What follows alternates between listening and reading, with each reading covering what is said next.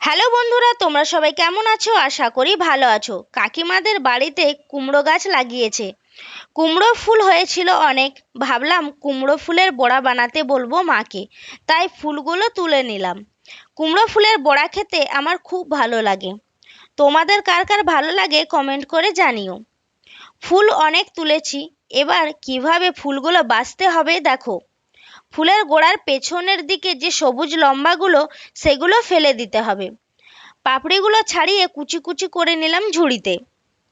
ভেতরের হলুদ লম্বা মতো যে অংশটা, ওটা ফেলে দিতে হবে।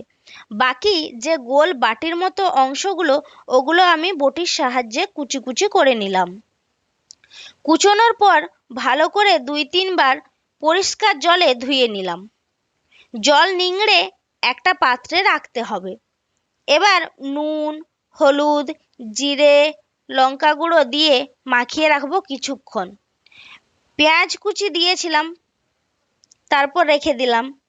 10 মিনিট পর দেখছো জল বেরিয়েছে। এর ওপর বেসন দিয়ে মেখে নিল মা। একদিকে কড়াইয়ে তেল গরম হচ্ছে। এবার মাখিয়ে নেওয়ার পর তেলে গোল গোল আকারে ফুলগুলো দিয়ে লাল লাল করে ভেজে নিতে হবে। মায়ের হাতের রান্না সত্যিই অসাধারণ। আমাদের গ্যাস আছে, কিন্তু আমাদের রান্না করে মাটির উনুনে। মাটির উনুনের রান্না খুবই সুস্বাদু। বড়া তৈরি।